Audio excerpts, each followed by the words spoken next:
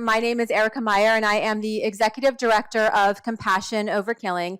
We are a farm animal protection organization. We're based here in DC, and we work nationally to expose the abuses farmed animals are forced to endure inside factory farms and slaughterhouses, and we work to empower people to choose compassion by eating more plants and fewer animals. And I'm really honored that I was invited to speak at this panel today. A lot of you hopefully personally know Amanda Hitt. Do a lot of you know her, or you've met her this weekend? So I remember, I don't know how many years ago it was, but I remember when I first met Amanda, and she's just a really memorable person. She's kind of like this firebrand of an individual. Let me just get these. She has like this really strong sort of like dynamic energy, sort of this bottomless creativity.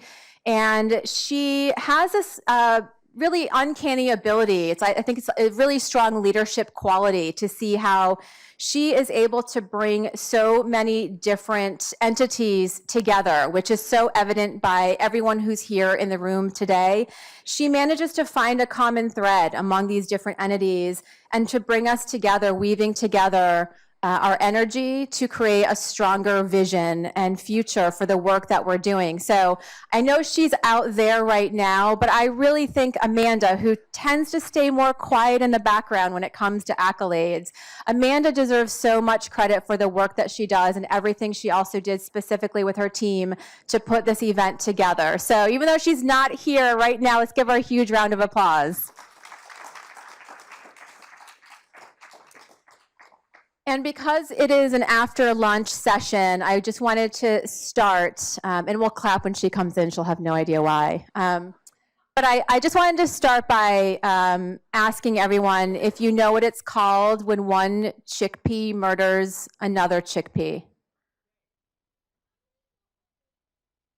Homicide. It's called homicide. So you guys can write that down, take notes on that. That's what I'll be talking about today. No, I actually do have another joke I'm going to tell you, but this is based on the work that we're all doing here in the room today. And we as an organization working on farm animal advocacy focus a lot on big ag, animal agribusiness, as many of you in this room also focus on in some capacity. So does anyone know how many big agribusiness people it takes to screw in a light bulb?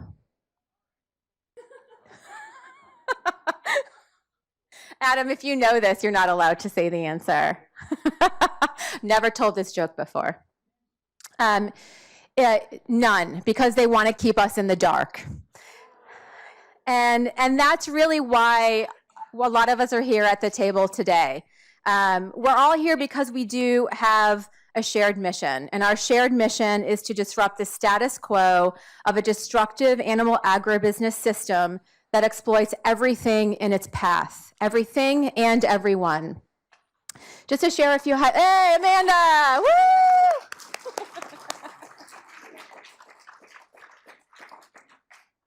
It's a round of applause thanking you for all your hard work. See what I mean? She doesn't take the credit. To share a few highlights of what I mean by exploitation from the animal agribusiness system, it exploits a low, and many of you will know a lot of these and work on maybe one or two of them. It exploits a low-paid labor force, often violating their very basic human rights. It exploits rural communities, unraveling every fiber in the fabric of their lives. It exploits our environment, from burning down the Amazon to grow livestock feed, to overflowing of raw sewage laden with drugs and chemicals into our waterways. Our planet is in such dire straits right now that many scientists have officially declared a climate emergency. Animal agribusiness also exploits consumers by denying us the truth. And they're not only feeding us lies, they're often feeding us food that is unsafe. It exploits billions of animals each year who are treated as little more than meat, milk, and egg-producing machines. And notably, this is an industrial machine that not only exploits animals, specifically it exploits female animals, egg-laying hens and dairy cows, for their reproductive capabilities. If we want to create a better world, If we want to be the change that we wish to see, we need to shine a bright light on these hidden truths and to fight for justice on all fronts. And as we here in this room know, the first step, the most vital step in this mission is to expose the truth. And it comes with its own peril. Just the step of exposing the truth comes with its own peril, as we know. Many of our established systems that we're fighting utilize an arsenal of tools to suppress the truth, from spreading false information, undermining the reputation of the truth teller, passing ag-gag laws aimed at criminalizing investigations, exposing the horrors of big ag. And whistleblower protection has never felt more real and more critical than watching the challenges we're seeing unfold on the national stage right now. Blowing the whistle when we see wrongdoing is a very brave act.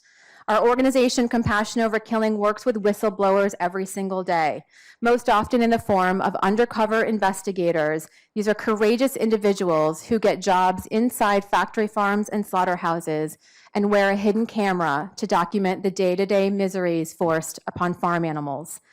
And as an animal protection organization, we do focus, and the highlight of our work focuses on the suffering that's forced upon these animals, from the intensive confinement inside tiny cages or crates, to the routine mutilations, like castrating male piglets without any painkillers, and the process that is forced to move so quickly, workers are encouraged to take inhumane shortcuts to get their jobs done. This leads to a lot of unnecessary and egregious abuses. But we also witness and document firsthand the toll that this system takes on low-paid workers, because for a short time, our undercover investigators are one of them. We also witness and document the toll on the environment from chemicals and raw sewage being dumped down the drain, and the overuse and sometimes inappropriate use of antibiotics and other drugs. This is what we see every day when we're inside these factory farms. These whistleblowers are the eyes and the ears to a food system that has over time intentionally become less and less transparent.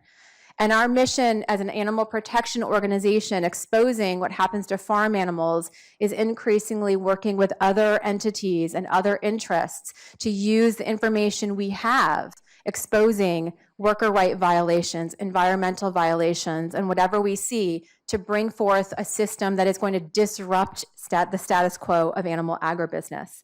When we see truth to power, we take risks. Each and every one of us who has done that, or known someone close who has done that, or watching it unfold on television knows those risks. But we're also taking our values to heart.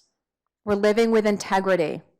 And one of the strengths rests in our ability to stand together, united behind our common goals and working together to protect each other and keep up the momentum in our fight against an oppressive industry.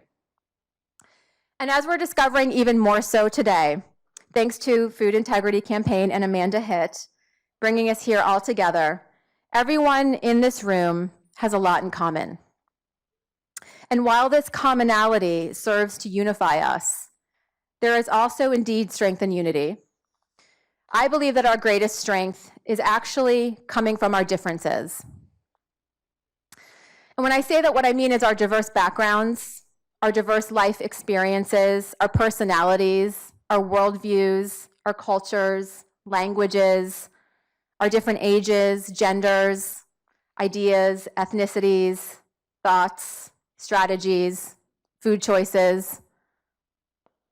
If we did always agree on everything, then we risk getting stuck. We risk stifling our creativity. And by not challenging ourselves, we're unable to grow or evolve.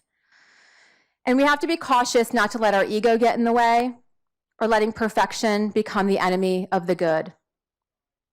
To truly be a movement, we have to keep moving. And we can look to our history to inform us. We can look to our future to inspire us and to propel us. And we can be grateful right now in the present moment for the progress that we're making every day. And by bringing more voices together, which this conference is so successfully doing, we can elevate our impact. There are so many speakers here in the room that I heard this morning and that I know we're going to hear from in this afternoon that demonstrate that our hard work is paying off. We are, in fact, making changes. These are lasting impacts and meaningful change.